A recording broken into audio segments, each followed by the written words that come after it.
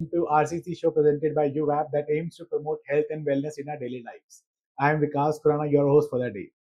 Health and wellness are essential aspects of life that can often be neglected due to our busy schedules and lifestyle. However, taking care of our physical and mental well-being is crucial for leading a happy and fulfilling life. On this show, we invite experts from the health and wellness industry to share their knowledge and experience with us, and we discuss range of topics including fitness, nutrition, mental health, and overall wellness. For the same, we have got a very special guest, Mr. Anand, the CEO and founder of Aryavarta Organic Private Limited, from which goes with a brand name Indus Organic. So, Mr. Anand is a young, dynamic, and result-oriented professional with over a decade of experience in organic agriculture at the grassroots level. He has expertise in cultivation of crops, procurement, corporate institutional sales, channel sales, operations, and channel management. Mr. Anand has held leadership position in several eminent companies in organic industry. He has a proven track record of increasing revenue, establishing channel network, developing business models, cutting cost, and creating a teamwork environment to enhance profitability. Mr. Anand has previously established two successful organic brands in India and abroad, namely Sanjeevani Organics and Natureland Organic. So welcome Mr. Anand. Welcome to RCC show. सबसे पहले आप अपनी journey के बारे में बताइए कि how was your journey and how did you end up in health and wellness industry? Thank you, and it's a pleasure and honor to be here. धन्यवाद सभी को, सभी दर्शकों को भी बहुत बहुत आभार कि आप सुन रहे हैं। और के बारे में, चूंकि अभी ऑर्गेनिक बढ़ती हुई एक इंडस्ट्री है, सस्टेनेबिलिटी पर फोकस है, गवर्नमेंट वर्ल्ड में क्लाइमेट चेंज के बारे में लोग बातें कर रहे हैं, तो उस परिप्रेक्ष्य में, उस संदर्भ में ऑर्गेनिक के बारे में और सस्टेनेबिलिटी के बारे में बात करना हमारा भी बहुत लाजमी है और बहुत उपयुक्त सब्जेक्ट भी है और समय भी है। मैं अपने बारे में मैं बेसिकली ग्राउंड से हूँ। मेरी खुद की फार्मिंग है, लगभग 80 बीघा की। मैं गोराला हूँ। फिलहाल ये जो कंपनी है आर्यवर्ता, ये जयपुर में बेस्ड है। जयपुर में हमने इसको एस्टेब्लिश किया है। 2019 से हम लोग काम कर रहे हैं। जैसा कि नाम है हमारी कंपनी का, आर्यवर्ता ऑर्गेनिक। आर्यवर्ता बेसिकली इंडिया का बहुत ही पुराना नाम है, दूसरा पुराना नाम है आप कह सकते हैं। पहले जम्बूद्वीप था, फिर आर्यव्रत हुआ। तो आर्यव्रत उन लोगों को, इस जगह को कहा जाता था जहां पे आर्य लोग निवास करते थे। अब आर्य कौन होते थे? आर्य जो भी श्रेष्ठ हो, सभी व्यक्तियों में श्रेष्ठ जो होता है उसको आर्य कहते थे। तो जो रही है, अगर आप पुराने इतिहास को देखेंगे भारत, तो हम वसुधैव कुटुंबकम की बात करते हैं, हम सभी की भलाई की बात करते हैं, जीव मात्र की भलाई की बात करते हैं। तो ये सारी चीजें हमको श्रेष्ठ बनाती थी। और शुरू से ही हमने वर्ल्ड को, जितनी भी आज अच्छी चीजें हैं, सारी एक तरीके से आप कह सकते हैं भारतीयों की देन है। अब उसको वर्ल्ड रिकॉग्नाइज करता है, नहीं करता है, या धीरे धीरे कर रहा है, दैट टाइम विल टेल। हम उसके बारे में अभी कमेंट नहीं करेंगे, बट बहुत सी चीजें अब धीरे धीरे निकल के आ रही हैं। जैसे जैसे इतिहास को और खंगाला जा रहा है और डीप जाया जा रहा है उसमें, तो धीरे धीरे चीजें निकल के आ रही हैं कि हम भारतीयों की क्या देन है। तो कुल कहने का मतलब, इस कंपनी का नाम आर्यव्रत रखने के पीछे बहुत बड़ा रीजन हमारा ये था कि हम केवल हम एक ऐसी स्पीसीज थे जिन्होंने हर चीज में सस्टेनेबिलिटी को खोजा। और खोजने के बाद हमने उसको केवल खोजा ही नहीं, हमने उसको अपनी लाइफ में इंप्लीमेंट किया। हम एग्रीकल्चर के बारे में सस्टेनेबिलिटी की बात करते हैं। आप इन एवरी वॉक ऑफ लाइफ, जितने भी चीजें हैं जो सुबह से लेकर शाम तक आप करते हैं, जब उसमें सोचेंगे, अगर उसमें भारतीय जो परंपराएं हैं, जो हमारी ट्रेडिशंस हैं जो चली आ रही हैं, तो आपको दिखेगा कि उन सब चीजों में बहुत ही ज्यादा रिसर्च किया हुआ है और उसको हमें धर्म से जोड़ के बता दिया गया कि ये करना है और हम कर रहे हैं उसको। बट उसके पीछे के साइंस को शायद नहीं जानते। अब जैसे जैसे डेवलपमेंट हो रहा है, जैसे जैसे रिसर्च हो रहे हैं, तो हमें उन चीजों के बारे में पता चलता है कि अच्छा, यही सबसे बेस्ट तरीका तो यही है जो हमारे पूर्वज करते आ रहे थे। मिलेट्स पे आज फोकस है।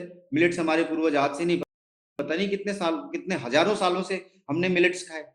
तो ये मिलेट्स क्यों खाए? क्योंकि वो ड्रॉट रेजिस्टेंट होते हैं, इजिली हो जाते हैं, पानी कंज्यूम करते हैं, बहुत सी चीजें हैं। तो जैसे जैसे पॉपुलेशन बढ़ रही है, उसकी आवश्यकता आज बढ़ती जा रही है। तो इसी तरीके से जीवन के हर संदर्भ में, हर walk, in every walk of life, हमने सस्टेनेबिलिटी को देखा और उसको इंप्लीमेंट किया। इसलिए हम केवल as an Aryavarta, as an organisation, हम केवल उन सस्टेनेबिलिटी को केवल एग्रीकल्चर तक सीमित नहीं रखना चाहते। हम उसको पूरे सारे walks, in every walks of life, be it education, be it medicine, be it food, be it anything, be it the your thinking style, be it your life style, हम सब जगह इंक्लूड करना चाहते हैं, हम सब जगह उन चीजों को लाना चाहते हैं। इसलिए हमने अपनी कंपनी का नाम आर्यव्रत रखा। Correct. तो सर एग्जैक्टली अगर मैं पूछना चाहूँ तो ये फूड और प्रोडक्ट अदर प्रोडक्ट्स में ऑर्गेनिक का मतलब क्या है? ऑर्गेनिक का मतलब डिफाइन कैसे कर सकते हैं हम? जी, जैसा मैंने अभी बताया कि जब हम किसी भी परिप्रेक्ष्य में सस्टेनेबिलिटी को सोचते हैं, तो हम वो चीज ऐसी हो जाती है जो बिना किसी को हार्म पहुंचाए, किसी भी चीज का नुकसान नहीं करना है आपको। और अगर उससे कोई चीज रिजल्टेंट जो है वो निकल के आ रहा है, वो फूड हो या कुछ भी हो, वो ऑर्गेनिक है। ऑर्गेनिक का डेफिनेशन ये है, organic is a holistic concept.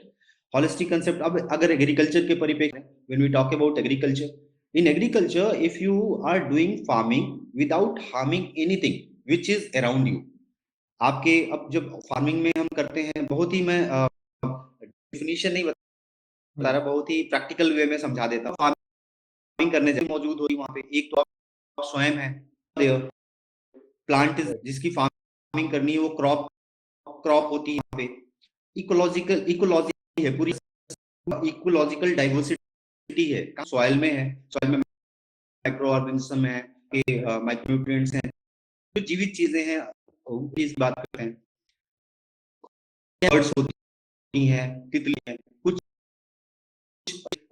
होती हैं जो पोलेंस को जी. ट्रांसफर करती हैं।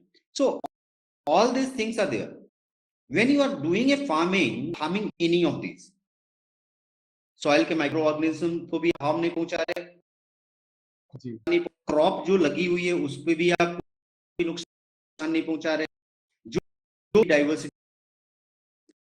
है, बर्ड्स हैं, वो नहीं मर, ऐसी फार्मिंग मेथड है।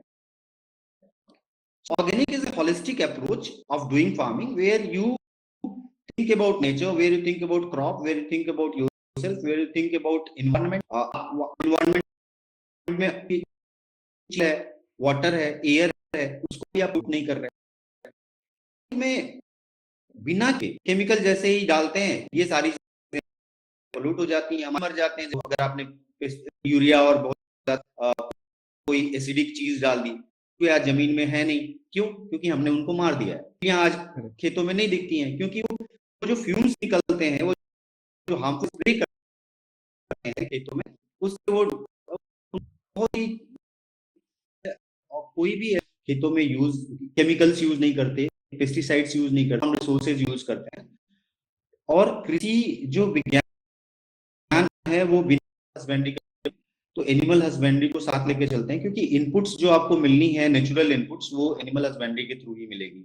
गाय का गोबर है, गोमूत्र है, पंचगव्य बनाना है, छाछ यूज करना है, सारी वो एनिमल हस्बेंड्री से ही मिलेगी। तो it's a complete science which animal agriculture को केवल हम एग्रीकल्चर के रूप में नहीं सकते। जिस दिन से आपको सिर्फ एग्रीकल्चर के रूप में देखना शुरू किया, उस फार्मिंग शुरू हो गई। अगर हर किसान के घर में, हमारा एज एन ऑर्गेनाइजेशन आर्यवर्ता ये मानना है, आपके घर में गाय नहीं है तो आप खेती नहीं कर सकते, आप किसान नहीं हो, आप झूठ बोल रहे हो, आप किसान खेती तो नहीं कर सकते,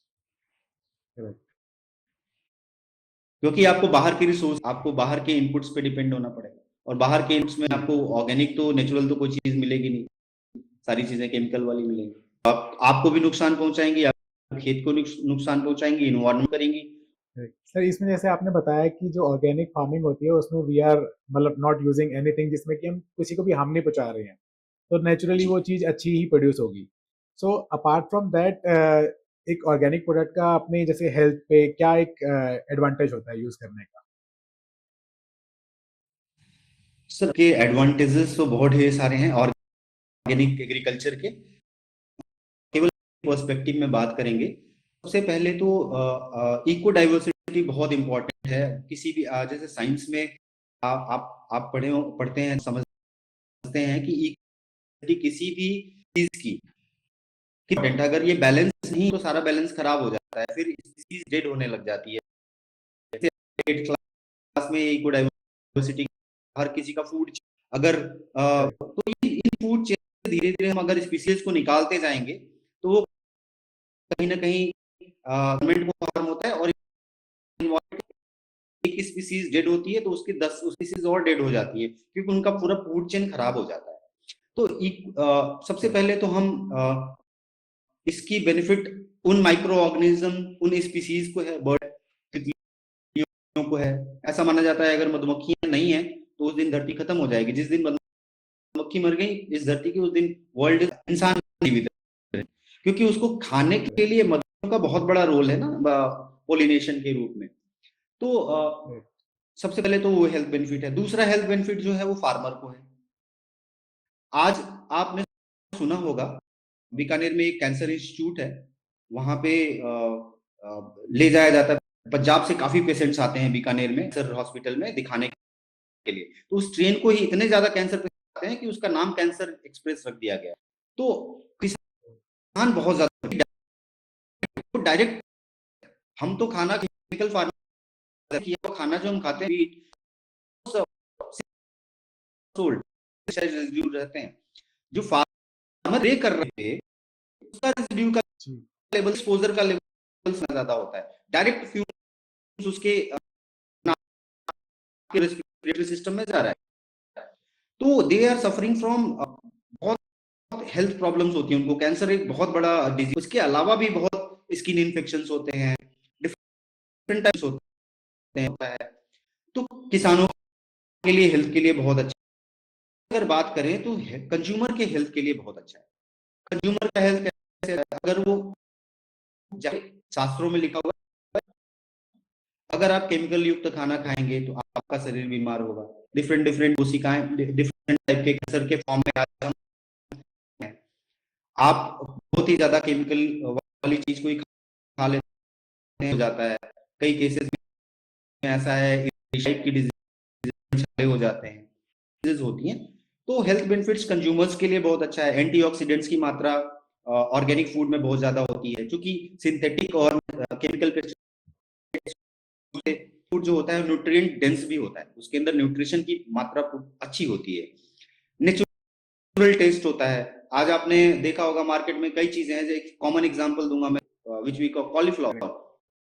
कॉलीफ्लावर बचपन में भी और अभी भी खा रहे हैं, दोनों के टेस्ट डिफरेंस है। मतलब बहुत ज्यादा डिफरेंस पता चलता है, क्योंकि पहले जो कॉलीफ्लावर का टेस्ट था वो आज के कॉलीफ्लावर में नहीं है। तो because it's not nutrient dense, वो उसका न्यूट्रिएंट का कंटेंट कम हो चुका है, बिकॉज हम केमिकल फार्मिंग कर रहे हैं। सॉइल की हेल्थ के लिए बहुत, ये कंज्यूमर की हेल्थ की बात हो गई। सॉइल की हेल्थ की बात करें उसके लिए भी अच्छा है। वाटर रिटेंशन कैपेसिटी बढ़ जाती है। सॉइल आपका एसिडिक नहीं होता, इनफैक्ट वो न्यूट्रल पीएच पे चला जाता है। तो उसकी डेंसिटी भी अच्छी हो जाती है, न्यूट्रिएंट की मात्रा बढ़ जाती है, खनिजों की मात्रा बढ़ जाती है। और लास्ट में सबसे अच्छी बात यह है कि हमारे इन्वायरमेंट के लिए बहुत अच्छा है, इन्वायरमेंट की हेल्थ के लिए। आप जब केमिकल चीजें, केमिकल युक्त फार्मिंग करते हैं, पेस्टिसाइड जो स्प्रे करते हैं, उसके फ्यूम्स कहाँ जाते हैं? एयर में रहते हैं। जो मिट्टी में चले गए वो कहाँ जाते हैं? वो कहीं ना कहीं आपके वाटर को भी पोल्यूट करते हैं। तो ये सारी चीजें, वाटर भी पोल्यूट हो रहा है, एयर भी पोल्यूट हो रहा है, सॉइल भी पोल्यूट हो रहा है। ऑर्गेनिक फार्मिंग अगर करते हैं तो ये सारी चीजें हम अवॉइड कर देते हैं, क्योंकि आप नेचुरल चीजें डाल रहे हैं उसमें। तो इन मतलब हेल्थ के परिप्रेक्ष्य में देखेंगे तो सबके हेल्थ के लिए बहुत ही अच्छा है। तो सर जैसे आपने बताया कि इसके अंदर मतलब you are not using any chemicals, आप उसको एक सही तरीके से प्रोड्यूस कर रहे हैं, तो इसके साथ कुछ ना कुछ चैलेंजेस भी नेचुरली आते होंगे इन टर्म्स ऑफ कॉस्ट, क्योंकि आप जैसे नॉर्मली देखा गया है कि फार्मर्स ट्राई करते हैं केमिकल से जल्दी प्रोड्यूस करने के लिए, जी तो इसमें आई थिंक टाइम भी ज़्यादा लगता होगा एंड कॉस्ट भी थोड़ी ज़्यादा लगती होगी, तो वो किस टाइप के चैलेंजेस हैं जो आप फेस करते हैं? देखिए ऑर्गेनिक में चैलेंजेस तो बहुत ढेर सारे हैं। सबसे पहला चैलेंज तो आपने बताया shifting, shifting from conventional farming to organic farming is a very tough task. इसलिए गवर्नमेंट ने 3 साल का रेगुलेशन बनाया है। कोई भी किसान जो ऑर्गेनिक खेती करना चाहता है, अगर वो केमिकल फार्मिंग पहले से कर रहा है, कन्वेंशनल फार्मिंग, तो उसको 3 साल लगते हैं एक जमीन को कन्वर्ट करने में। 3 years from chemical to natural और कन्वेंशनल टू नेचुरल। वो इसलिए लगता है क्योंकि सॉइल में रेजिड्यूज रह जाते हैं। आप जो केमिकल इतने सालों से यूज कर रहे हैं उसके रेजिड्यूज सॉइल में तो रहेंगे। वो 3 साल का समय लगता है उसको फ्लश आउट होने के लिए। तो गवर्नमेंट ये रेगुलेशन देती है। दूसरा, किसानों को कन्विंस करना। अब किसान को ये इजी, हर कोई कन्वीनियंस देखता है। देखिए मार्केटिंग सारी कन्वीनियंस पे बेस्ड होती है, आपने भी आप जानते ही होंगे इस चीज को। तो एक किसान को ये ज्यादा कन्वीनियंट लगता है कि मैं मार्केट में जाऊं, एक डब्बा उठाऊं, लाके उसको पानी के साथ मिक्स करूं और खेत में स्प्रे कर दूं, मेरा काम खत्म, छुट्टी हो गई मेरी। Organic farming is a very labour oriented farming. यहाँ पे आपको पंचगव्य बनाना है तो सबसे पहले गौमूत्र लीजिए, गौमूत्र के अंदर गोबर डालिए, दही डालिए, छाछ डालिए, घी डालिए, गेंदे के फूल डालिए, उसके बाद इन सबको मिक्स कीजिए, उसके बाद इसको 90 दिन रखिए, उसके बाद खेत में स्प्रे कीजिए। तो कितना बड़ा टास्क हो गया आपके लिए। इसी तरह स्प्रेज हैं, नीम ऑयल का स्प्रे करना है या धतूरा और गौमूत्र और मिर्ची का स्प्रे करना है। तो इन सब चीजों को बनाना पड़ता है, आपको खुद बनाना पड़ता है, but at the same point का कॉस्ट ऑफ प्रोडक्शन बहुत कम हो जाता है। अब पेस्टिसाइड की बोतल आप खरीदते हैं मार्केट में, वो फ्री ऑफ कॉस्ट तो मिलती नहीं। गौमूत्र है, धतूरा है, गोबर है, ये सब फ्री ऑफ कॉस्ट है आपको, ये इसका कोई पैसा नहीं है। अगर आपके घर गाय है और तो फ्री मिलती है आपको, इस चीजों के लिए आपको कोई, तो कहने का ये मतलब कॉस्ट ऑफ प्रोडक्शन ऑर्गेनिक में कम हो जाता है, बट कन्वीनियंस आपकी छीन जाती है, आपका आपका मेहनत ज्यादा लगती है। लेबर जो कॉस्ट है वो बढ़ जाती है, लेबर ओरिएंटेड है। ये एक बहुत बड़ा चैलेंज है जो अब कोई करना। और दुख की बात ये भी है कि अब गांव में भी पहले क्या होता था, लोग होते थे, अब पलायन बहुत तेजी से हुआ है। आपने पिछले डिकेड में देखा होगा कि बहुत ज्यादा पलायन हुआ है, लोग गांव से शहरों की तरफ गए हैं। तो वो जो लेबर थी जो काम करती थी खेतों में, वो अब गांव में रही नहीं। और ऑर्गेनिक एक कम्युनिटी फार्मिंग का कंसेप्ट है, अकेले नहीं कोई कर सकता है। इसके लिए आपको गांव के घर के लोग चाहिए, करने के लिए 10 लोग चाहिए, 15 लोग चाहिए। तो ये एक बहुत बड़ा चैलेंज होता है। करेक्ट। तो sir in terms of sustainability मतलब ऑर्गेनिक प्रोडक्ट कैसे डिफर करते हैं नॉर्मल कन्वेंशनल प्रोडक्ट से? सर ऑर्गेनिक प्रोडक्ट जैसा मैंने बताया, टेस्ट वाइज बहुत अच्छे होते हैं। इनमें चूंकि ये नेचुरल होते हैं, नेचुरल तरीके से उगाए जाते हैं, कोई एक्सटर्नल इनपुट्स नहीं दिए जाते हैं। टेस्ट बहुत अच्छा होता है इसका। दूसरा, इसमें पेस्टिसाइड रेजिड्यूज नहीं होते। इसकी लैब टेस्टिंग होती है 186, इंडिया और यूएस के लिए 186 केमिकल्स की टेस्टिंग होती है, जिसको पीआर रेजिड्यूअल टेस्ट बोलते हैं।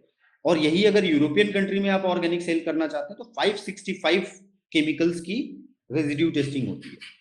वो रेजिड्यूज सब बिलो लिमिट ऑफ क्वांटिफिकेशन, मतलब होने ही नहीं चाहिए। अगर कोई भी थोड़ा सा भी पीपीएम है उसका, 0.001% भी पीपीएम है, तो इसका मतलब वो ऑर्गेनिक नहीं है, केमिकल कहीं ना कहीं एक्सपोजर उसका केमिकल से हुआ है। तो ये यूरोपियन कंट्रीज के लिए 565 और इंडियन कंट्रीज के लिए 186 पेस्टिसाइड रेजिड्यू फ्री होने चाहिए, इतने केमिकल्स नहीं होने चाहिए उसमें। तो ये केमिकल्स नहीं होते ऑर्गेनिक में। जैसा मैंने बताया, न्यूट्रिएंट डेंस होते हैं, एंटीऑक्सीडेंट्स काफी अच्छे होते हैं क्योंकि ये नेचुरल होते हैं। तो ये आपके फ्री बॉडी में जब आप खाते हैं तो फ्री रेडिकल्स भी आपके डाइल्यूट हो जाते हैं। दूसरा, आप अच्छा खाते हैं तो आप स्वस्थ रहते हैं, हेल्दी रहते हैं, आपको कोई डिजीजेस नहीं होती। तीसरा, आपकी इम्यूनिटी सिस्टम को बहुत स्ट्रांग बनाते हैं ये चीजें, क्योंकि जैसे छोटी छोटी चीजें हैं। अब जैसे हल्दी है, हल्दी की आप एग्जांपल बताऊं, कैंसर के जो पेशेंट्स हैं उनको हाई करक्यूमिन हल्दी दी जाती है। क्यों? क्योंकि करक्यूमिन एक ऐसा कंटेंट है जो आपके बॉडी के कैंसरस सेल को मारता है। तो इसी, अगर वो नेचुरल है और उसमें करक्यूमिन की मात्रा ज्यादा है तो ऑब्वियसली वो काम करेगा। बट हम मार्केट में मिलावट वाला अगर हल्दी खा रहे हैं तो हमें वो बीमार करेगा। तो इसलिए ऑर्गेनिक बहुत ही फायदेमंद है, बहुत ही अलग है कन्वेंशनल फूड प्रोडक्ट से। एक और फर्क होता है, केमिकल ऑर्गेनिक में ये उगाने के तरीके पे हमने बात कर ली, अगर आप प्रोसेसिंग को देखेंगे वो बहुत डिफरेंट है। वो सबसे बड़ा चैलेंज वही है। आप जैसे मार्केट में अब एक छोटा सा एग्जांपल लीजिए, जैम्स अवेलेबल है। मोस्ट ऑफ द जैम्स जो मार्केट में अवेलेबल है वो क्या है, वो मैंगो बाइट टॉफी जैसे हैं। मैंगो का फ्लेवर तो है उसमें, लेकिन उसमें रियल मैंगो नहीं है, उसमें येलो कलर, लेकिन वो येलो कलर डाला हुआ है। It's not of yellow colour, mango का कलर उसमें दिया हुआ है। तो जैम्स भी ऐसे ही है, मोस्ट ऑफ द प्रिजर्व्स जो हम मार्केट में देखते हैं वो भी ऐसे ही है। कहने का मतलब वो केमिकल फ्लेवर है और केमिकल कलर है और साथ में चीनी है। ऑर्गेनिक में ऐसा नहीं है, ऑर्गेनिक में कोई प्रिजर्वेटिव्स कुछ भी अलाउड नहीं होता। तो आपको रियल फ्रूट के साथ आपको वो चीजें मिलती हैं, तो रियल फ्रूट के बेनिफिट्स मिलते हैं। उससे आपके शरीर को जो इफेक्ट उस चीज को खाने, जो हमारे शास्त्रों में लिखा हुआ है, आयुर्वेदा में लिखा हुआ है कि जिंजर खाने से ये फायदे होते हैं, हल्दी खाने से ये फायदा होता है, राजमा खाने से ये फायदा होता है, या जो राजमा एक डिफरेंट क्रॉप, मतलब प्रोसेस प्रोडक्ट की अगर बात करें, तो हर चीज का एक बेनिफिट है। वो बेनिफिट हमें तभी मिलेगा जब हम उसको रियली में खा रहे हैं। अगर जिंजर का फ्लेवर खा रहे हो तो जिंजर के बेनिफिट्स तो आपको नहीं मिल सकते। Correct. तो हम कहने का मतलब कि ऑर्गेनिक में ये सब चीजें रियल होती हैं, तो आपको रियल बेनिफिट्स उसके देखने को मिलते हैं। राइट। तो सर जैसे आपने ये बताया कि इसमें प्रोडक्ट्स में जैसे इंडिया में जो टेस्टिंग होती है उसमें 186 केमिकल्स फ्री होने चाहिए, एंड यूरोप में तो और जी भी स्ट्रिंजेंट होती है जिसमें कि 565 केमिकल फ्री होने चाहिए, जिसमें मतलब बिल्कुल बिल्कुल। जरा सी परसेंटेज भी नहीं होनी चाहिए। तो ऐसे कंज्यूमर जी मैं कैसे चेक कर सकता हूँ, या कोई ऐसी सर्टिफिकेशन होती है जो कि which as a consumer we can check कि ये सर्टिफिकेशन है, तो देन एटलीस्ट प्योरिटी में हमें कोई कंसर्न नहीं होगी उसके अंदर। तो ऐसी क्या चीज़ है जो हम ऐसे कंज्यूमर देख सकते हैं? Sir, as a consumer India में बहुत ही, इंडिया में नहीं पूरे वर्ल्ड के लेवल पे ये एक्सेप्टेबल है, बहुत ही अच्छा सिस्टम चलता है। सबसे अच्छी बात होती है कि जो सर्टिफाइड, दो तरीके के ऑर्गेनिक हैं। एक तो होता है जिसको हम केवल ऑर्गेनिक कहते हैं, एक होता है जिसको हम कहते हैं कि ये सर्टिफाइड ऑर्गेनिक है। जब सर्टिफाइड ऑर्गेनिक की बात आती है तो इसमें तीन रेगुलेशंस आते हैं मोस्टली, जो पूरे वर्ल्ड लेवल पे चलते हैं। एक होता है इंडिया ऑर्गेनिक, दूसरा होता है यूएसडीए ऑर्गेनिक, और तीसरा होता है यूरोपियन यूनियन, ईयू। ये तीन रेगुलेशंस की पूरे वर्ल्ड पे चलते हैं। इसमें ये अगर सर्टिफिकेशंस किसी भी किसी, और ये रेगुलेशंस हैं, इसको देने के लिए सर्टिफिकेशन बॉडीज हैं। इसको भी बहुत प्रैक्टिकल तरीके से आगे मैं आपको समझा दूंगा कैसे काम करता है ये। इसके लिए, इसको देने के लिए कौन है? सर्टिफिकेशन बॉडीज हैं। सर्टिफिकेशन बॉडीज जो होती हैं वो प्राइवेट और गवर्नमेंट दोनों टाइप की हैं। ये किससे एसोसिएटेड होती है? इनका रेगुलेटिंग बॉडी कौन है? इनका रेगुलेटिंग बॉडी एपेडा है, agriculture promotion export development authority, जो गवर्नमेंट की ऑर्गेनाइजेशन है। और ये सारा ट्रांसपेरेंट सिस्टम पे काम करता है। ट्रांसपेरेंट सिस्टम मतलब, जैसे आप बैंकिंग का एग्जांपल सबसे बेस्ट सूट करता है यहाँ पे। आरबीआई क्या है? आरबीआई खुद एक बैंक नहीं है। इसी तरह एपेडा सारे बैंक्स खुद को एक रेगुलेट करता है। ऑर्गेनाइजेशन नहीं है जो सर्टिफिकेट देती है। APEDA is just a regulating body. अब आरबीआई ने ऑथराइज किया हुआ है कितने बैंक्स को? हो सकता है 100 बैंक्स हो इंडिया में। कैसे हैं? प्राइवेट भी हैं और गवर्नमेंट भी हैं। रेगुलेशंस क्या फॉलो करते हैं? जो आरबीआई के गाइडलाइंस होते हैं। इसी तरीके से इंडिया में एपेडा ऑर्गेनिक के क्षेत्र में एक रेगुलेटरी बॉडी का काम करती है। सर्टिफिकेशन बॉडीज प्राइवेट और गवर्नमेंट दोनों है। ये हमारी इच्छा होती है, या किसी किसान की इच्छा है, या कंपनी की इच्छा है कि वो किससे सर्टिफिकेशन लेती है। अब ये क्या करते हैं? ये बैंक्स, ये सर्टिफिकेशन एजेंसी किसानों को सर्टिफाई करती हैं। ये किसान रजिस्टर्ड होते हैं। रजिस्टर्ड मतलब इनका एक अकाउंट नंबर खुलता है, जैसे हमारा अकाउंट नंबर है आरबीआई, किसी बैंक में आपने एसबीआई में खुलवा लिया, एचडीएफसी में, आईसीआई, वो आपकी इच्छा है, लेकिन अकाउंट नंबर है। तो इसी तरीके से हर किसान का एक पंजीकरण संख्या है, रजिस्ट्रेशन नंबर है, जो ऑर्गेनिक फार्मिंग करता है। उसकी लैंड कितनी है, क्या होता है, जैसे हमारा लॉगिन आईडी और पासवर्ड होता है, इसी तरीके से हर ऑर्गेनाइजेशन का, जो ऑर्गेनिक में सर्टिफाइड ऑर्गेनिक काम कर रही है, इनका एक लॉगिन आईडी और पासवर्ड होता है। और उसमें क्या क्या स्टॉक्स हैं, जैसे आप अकाउंट में लॉगिन करते हैं बैंक में, तो आपके पास कितना बैलेंस पड़ा हुआ है अकाउंट में, वो दिखाता है। इसी तरीके से हमें स्टॉक का बैलेंस उसमें दिखाता है। जब भी हम किसी को कुछ बेचेंगे तो हमारे स्टॉक से माइनस होता है, और उसके स्टॉक में, हमारे स्टॉक से डेबिट होगा, जिसको बेच रहे हैं उसके अकाउंट में क्रेडिट हो जाएगा। तो ये पूरा transparent system end to end चलता रहता है। तो इसमें इसीलिए, और जो हमारे जैसी बॉडीज हैं जो काम कर, जो हमारे जैसी ऑपरेटर्स हैं, हम यहाँ ऑपरेटर कहा जाता है, मैन्युफैक्चरर्स हैं, तो हम जब इन चीजों को खरीदते हैं तो भी हमें ये डेटा गवर्नमेंट को देना पड़ता है, और बेचते हैं तो भी गवर्नमेंट को डेटा देना पड़ता है। और हमारी वैलिडिटी केवल 1 साल की होती है। हर साल वो सर्टिफिकेशन बॉडी, जैसे बैंक की ऑडिट होती है, वैसे वो सर्टिफिकेशन बॉडी जिससे मैं सर्टिफाइड हूँ, वो मेरे यहाँ आके ऑडिट करेगी, क्या खरीदा, कितना बेचा, सारा डेटा ऑनलाइन हमें उनको दिख रहा है। उसको फिजिकली वेरीफाई करेंगे, क्या स्टॉक मेरे पास पड़ा हुआ है, वो सारा फिजिकली वेरीफाई होता है। उसके बाद हमें नेक्स्ट ईयर के लिए सर्टिफिकेशन मिलता है। तो इतना स्ट्रिक्ट रेगुलेशन है।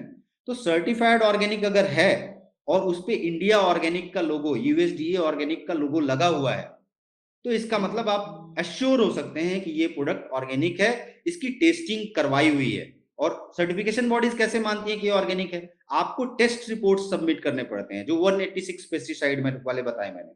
और कहीं मैं अगर एक्सपोर्ट कर रहा हूं यूरोपियन कंट्री को, तो वही टेस्ट रिपोर्ट मुझे 565 पैरामीटर्स पे करा के सबमिट करना, तब जाके मुझे सर्टिफिकेशन मिलता है उस प्रोडक्ट का। तो इस तरीके से कस्टमर ये एश्योर हो सकता है, क्योंकि ये बिल्कुल ट्रांसपेरेंट सिस्टम ऑनलाइन ट्रेसेबल है, 1 रुपया कहाँ चला और कहाँ पहुंचा वो आरबीआई को पता है। इसी तरीके से ऑर्गेनिक में 1 किलो गेहूं कहाँ से निकला और कहाँ तक पहुंचा वो सारा अवेलेबल है। करेक्ट। तो सर ऐसे कंज्यूमर तो मतलब इसमें आपने दो बताए थे, one is organic and one is certified organic. तो राइट, ऑर्गेनिक इज मतलब ऑर्गेनिक अगर लिखा है तो उसमें हमें ट्रस्ट देखिए नहीं करना, ऑर्गेनिक लेकिन अगर केवल लिख के कोई दे रहा है और सर्टिफिकेशन उस पे लोगोज नहीं है उस प्रोडक्ट पे, इंडिया ऑर्गेनिक, यूएसडीए, जैविक भारत का अगर लोगो नहीं है उस पे, यूएसडीए जी नहीं हो क्योंकि यूएसडीए एक्सपोर्ट के लिए होता है अगर आप एक्सपोर्ट कर रहे हैं। लेकिन अगर वो जी ऑर्गेनिक कह रहे हैं तो दो लोगो, इंडिया ऑर्गेनिक का और जैविक भारत का, ये लोगो तो होना ही चाहिए। अगर ये लोगो नहीं है और कोई कह रहा है ऑर्गेनिक है तो you can't trust it. Right sir. तो सर ऐसे कंज्यूमर मतलब ठीक है, आई गॉट टू नो कि हाँ ये लोगो अगर मुझे दिख रहे हैं तो मेरे लिए सेफ है।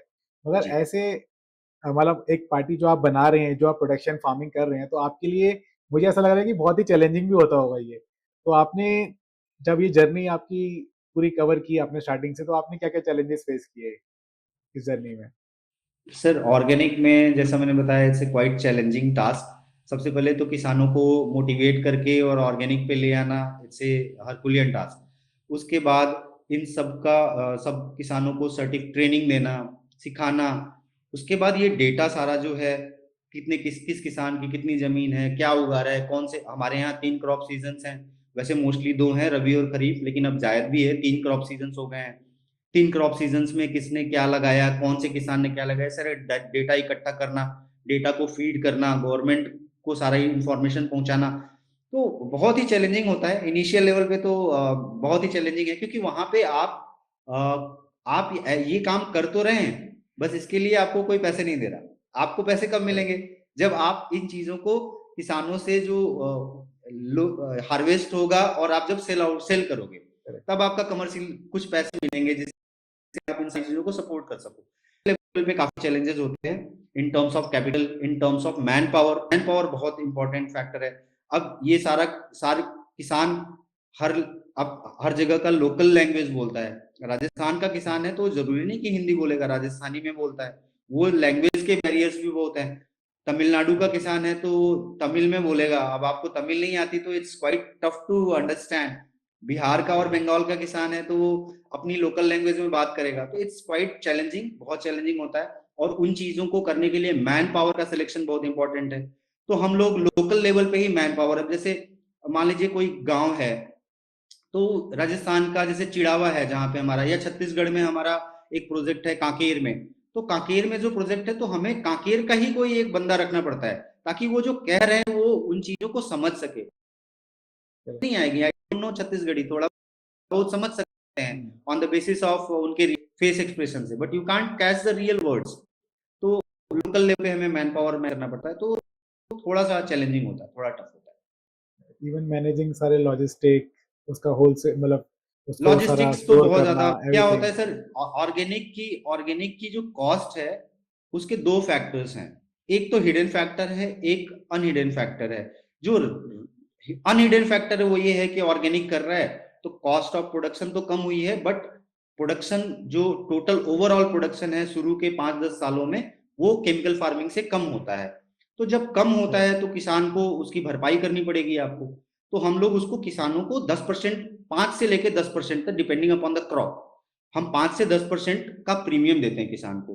तो जैसे गेहूं मान लीजिए, अगर आज की डेट में मार्केट में गवर्नमेंट ने 32 रुपए एमएसपी फिक्स की, तो हम उस गेहूं को 10% प्रीमियम देंगे, मतलब 3 रुपए 20 पैसा, 35 रुपए 20 पैसे में हम उस गेहूं को खरीदेंगे। तो हमारी 10% कॉस्ट तो वहीं बढ़ गई। ये तो अनहिडन कॉस्ट है, सबको पता है। लेकिन जो हिडन कॉस्ट है वो ये है कि एक किसान आपका राजस्थान में है, एक किसान उत्तर प्रदेश में है और एक किसान आपका तमिलनाडु में है।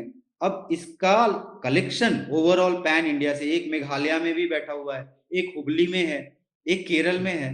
तो इन किसानों से कॉस्ट ऑफ कलेक्शन जो है, जो लॉजिस्टिक कॉस्ट है, और चूंकि वॉल्यूम इतना ज्यादा नहीं होता, छोटी छोटी क्वांटिटीज होती हैं, जी तो कलेक्शन कॉस्ट बहुत ज्यादा होती है, जो कंज्यूमर्स को समझाना बहुत मुश्किल हो जाता है। इस कॉस्ट को कैसे हम समझाएं उनको कि ये इस ऑर्गेनिक किस क्यों महंगा है। कई कंज्यूमर्स का ये कहना होता है ऑर्गेनिक महंगा क्यों है इतना।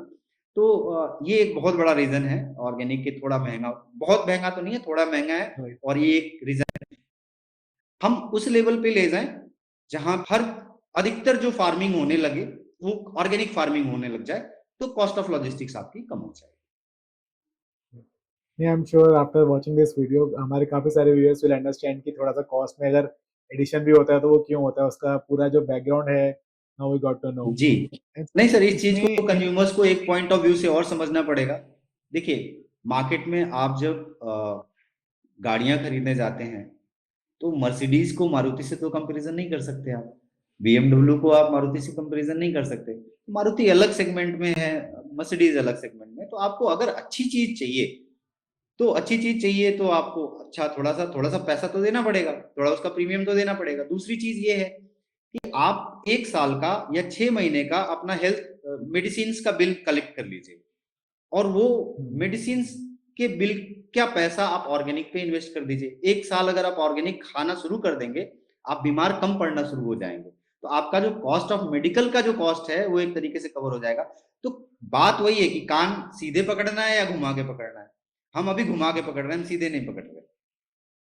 नहीं, आई एम श्योर कि जब हेल्थ की बात आती है तो देन पीपल विल अंडरस्टैंड कि ये Yeah, even good they are thing is ready to now pay people premium. are becoming aware about it, more people conscious are ready about to pay planet, more but conscious about their own health। तो ये बहुत अच्छा trend है जो अभी आ रहा है। नहीं, पीपल जो है मतलब what I have seen is कि पीपल आर रेडी टू पे premium, but only thing is that कि उनको वो पता ही नहीं चलता कि वो ओरिजिनल चीज ले कहाँ से। एंड राइट, उसी एफर्ट में हम ये करते हैं, we try to bring in people जो एक्सपर्ट हैं इस फील्ड में, उनको हम लेके आते हैं। एंड देन इस प्लेटफॉर्म के through we try to tell them कि this is the good product. तो what we will do is कि हम अपनी डिस्क्रिप्शन में we will put in everything, जो आपके भी प्रोडक्ट्स की पूरी solution, पोर्टफोलियो है, we will put in sure, description, so that if people like our content, so what they can do is they can just go to your website, and in case of any questions they can put in comments, and I'm sure you will be happy to answer them. sure sir, sure, So sir, जाते जाते if you can just summarize everything for our viewers, तो क्या होगा उसमें, if you can just briefly summarize everything. Right. अगर summarization की बात करें तो देखिए, इसमें ऑर्गेनिक में हमें कुछ भी नहीं करना, कोई हम नई चीज़ नहीं कर रहे हैं। मैं सभी लोगों से ये कहना चाहूँगा, हम लोग काफ़ी 2-3 चीज़ें और प्रमोट करते हैं, जहाँ हम कहते हैं कि आप खुद ही रूफ टॉप गार्डनिंग कर लो, आपका बालकनी है वहाँ पे टेरेस गार्डनिंग कर लो।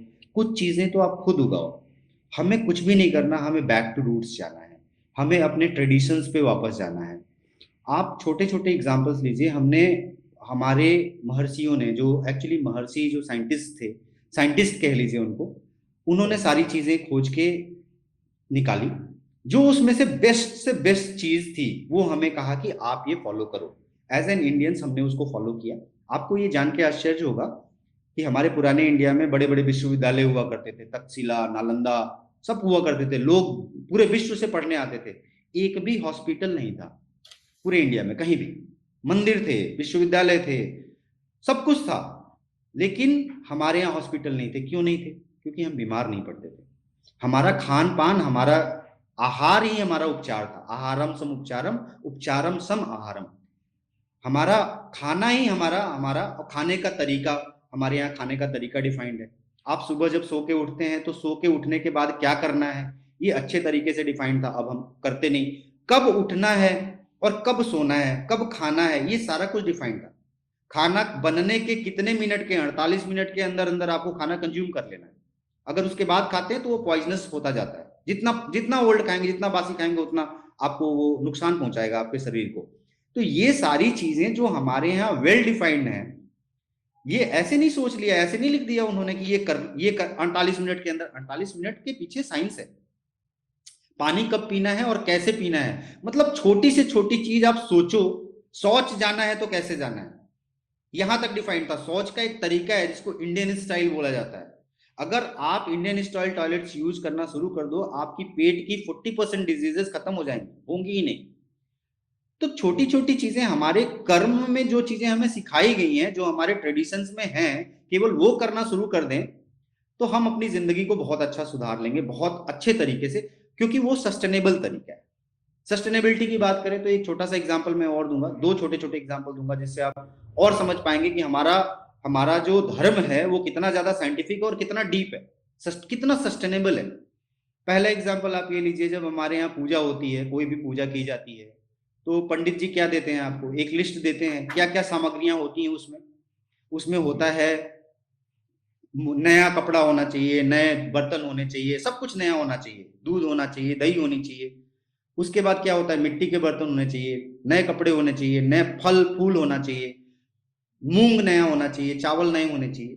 क्या है ये? अगर इनको आप समाज के हिसाब से देखो तो ये इकोनॉमी को रोटेट करने का तरीका है। और ये कब से चला आ रहा है? राम जी के जमाने से। राम जी जब जंगल जा रहे थे वन, तो भरत जी ने पूछा मैं चलाऊंगा कैसे इस पूरी इकोनॉमी को? उन्होंने बोला कुछ नहीं करना तुम्हें, अर्थस्य मूलम धर्मम, अर्थ का जो मूल है वो धर्म से होगा, तो धर्म को स्ट्रांग बनाओ। तो बोले धर्म को कैसे स्ट्रांग बनाए? बोले जो पूजा कराते हैं ना पंडित जी लोग, उनकी खूब, उनको बोलो खूब पूजा करो। तो इससे क्या होगा, आपकी इकोनॉमी रोटेट हो रही है। आप ये जब लिस्ट लेके मार्केट में जाते हो तो unknowingly what you are doing, you are giving back to the society. किसको दे रहे हो आप? किसान का किसान को दे रहे हो, माली को फूल खरीद रहे हो तो माली का दे रहे हो, दूध वाले को दूध का पैसा दे दिया। अगर ये कंजम्पशन पैटर्न, आप क्या किया, आपका कंजम्पशन नहीं, आप नहीं खाओगे, लेकिन उसका कंजम्पशन बढ़ गया ना। नए कपड़े खरीद के ले आए आप, तो कपड़े वाले को पैसे मिल गए, पूरे वर्ग। और ये दिवाली पे क्या होता है हमारे यहाँ, पूरी इकोनॉमी रोटेट कर जाती है। हम इसीलिए इकोनॉमी का इतना प्रेशर आया हमारे ऊपर, फिर भी हमारी इकोनॉमी अभी तक टचवुड अच्छी है और आगे और अच्छी होती जाएगी। क्यों? क्योंकि हम उस सस्टेनेबल वे को फॉलो कर रहे हैं, उस सस्टेनेबल इकोनॉमी के वे को अभी भी, इतना कुछ होने के बावजूद। वो कहते हैं ना कि कुछ बात है कि हस्ती मिट्टी नहीं हमारी, सदियों रहा है दुश्मन दौरे जहां हमारा। तो वो चीज है, बहुत ही चीजें हुई हमारे साथ, लेकिन फिर भी अभी हम ट्रेडिशंस, उसकी जो चीजें रह गई हैं, रेमिनिशंस जो रह गया है, वो बहुत बड़ा इफेक्ट है उसका आज भी हमारे ऊपर। एक छोटा एग्जांपल और देता हूँ, दूसरे कई कई जगहों पे कई तरीके हैं लोगों को, हमारा हमारे यहाँ ग्रंथों में ये लिखा हुआ है पंच तत्वों से मिलकर आपका शरीर बना है। अब इसका सबसे सस्टेनेबल, जब हमारी डेथ हो जाती है तो हम पंच तत्वों में कैसे उसको सस्टेनेबल वे में, बिना किसी को नुकसान पहुंचाए, बिना किसी चीज को पॉल्यूट किए, हम कैसे सस्टेनेबल वे में विलीन कर देते हैं उन पंच तत्वों को 5 चीजों में। उसका एग्जाम्पल आप दाह संस्कार से समझना हमारे यहाँ कैसे किया जाता है। वायु का जो पार्ट होता है वायु को देते हैं, अग्नि का जो पार्ट होता है अग्नि को देते हैं, जल का पार्ट जो होता है जल को दे देते हैं। सब जगह तर्पण करते हैं, सब जगह आप ये सारी चीजें इन्वॉल्व होती हैं। जी। तो कितना सस्टेनेबल वे, और कहाँ पोल्यूट इन्वायरमेंट आपका हुआ, 1% भी पोल्यूशन नहीं हुआ। जल में जब आपने राख को, आपकी अस्थियां विसर्जित हुई, वो जलीय जीवों के लिए फायदेमंद होती हैं, ऑक्सीजन की मात्रा बढ़ाती हैं। वायु में आपने कोई प्रदूषण नहीं किया, क्योंकि चंदन घी और बाकी चीजें जितनी सामग्रियां यूज होती। तो बहुत ही हमारे यहाँ ये जो भी रिचुअल्स हैं, जो सिस्टम्स हैं, बहुत ही साइंटिफिक है, बहुत ही सस्टेनेबल है। तो हमें कुछ भी नहीं करना, आंख बंद करके अपने वेदों को पढ़ना है, अपने पुराण को पढ़ना है। वहां हमारे यहाँ आध्यात्मिक कृषि पद्धति है, उसको फॉलो। आज ऑर्गेनिक एग्रीकल्चर जो हम बात कर रहे हैं, वो एक्चुअली हमारे यहाँ आध्यात्मिक कृषि पद्धति जो ऋषि मुनियों ने किया हुआ है, वही फॉलो करना है, वही सिस्टम हम फॉलो कर रहे हैं। तो ये इन सारी चीजों का रूट कहाँ है? आपके धर्मशास्त्रों में इन सब का रूट, इन सब की कैसे करना है, क्या करना है, क्यों कर रहे हैं, उसका भी रिजल्ट अब धीरे धीरे जैसे जैसे साइंस डेवलप हो रहा है, वो रिसर्च हम नहीं कर रहे, कोई और साइंटिस्ट कर रहे हैं, लेकिन वो रिसर्च करके और बताते हैं हमें कि हाँ, ये करने का तरीका जो इंडिया ने खोजा वो सबसे बेस्ट है। आप एक चीज और, छोटी सी चीज और बताऊंगा। हमारे यहाँ वर्णों का जो उच्चारण है, आप देखिए, जो अभी कहा जाता है संस्कृत सबसे अच्छी लैंग्वेज है कंप्यूटर के लिए, बिकॉज इट इज साइंटिफिक। इसलिए नहीं कि संस्कृत में कुछ ऐसी खास बात है, वो आपके बोलने के तरीके से, आपका जीव की जो जीव कैसे उच्चारण करती है, होंठ से कैसे उच्चारण होता है, दांतव्य शब्द कैसे निकलते हैं, जो आपके कंठ से शब्द निकलते हैं वो कैसे निकलते हैं। तो इन सारी चीजों को बहुत ही ज्यादा रिसर्च करके उसके बाद क ख ग अंग और जीव आपकी फोल्ड होती जाएगी। जैसे क ख ग अंग बोलेंगे तो जीव वैसे रहेगा, च छ ज ज ये बोले आपके दांत के ऊपर ट ठ ड ढ, जैसे जैसे पीछे चलते जाएंगे जीव रोल होती जाती है। तो आपके बोलने के तरीके पे आप वर्ण डिसाइड है। सबसे ज्यादा साइंटिफिक लैंग्वेज है, इसलिए वो कंप्यूटर के लिए बहुत अच्छी। तो हमें आज जो भटकाव है, आज जो यूथ में भटकाव है कि वेस्टर्न फॉलो करें या इंडियन ट्रेडिशंस को फॉलो करें, इसको फॉलो कीजिए। जहां आपको साइंस दिखे, जहां लॉजिक दिखे, जहां सस्टेनेबिलिटी दिखे, वहां फोकस कीजिए आप, तो अपने आप आपको एक दिशा मिल जाएगी। तो आनंद सर आपने बहुत ही ब्यूटीफुली समराइज किया है। इनफैक्ट अगर आपकी समरी सुन लेंगे तो आपको पूरे सेशन का ब्रीफ मिल जाएगा। And thank you so much, बहुत ही थैंक यू। अच्छे से आपने समराइज किया for thank you sir. Viewers. And we will surely be in touch आपके साथ, जो भी हमारे पास अगर if somebody tries to get in touch with you through us also, so we can अच्छा, surely collaborate and do some great activities together. Surely sir, I will love to Right, do sir. That. Thank you thank you so sir, much, thank Anand sir, for your time. Thank you so much. You.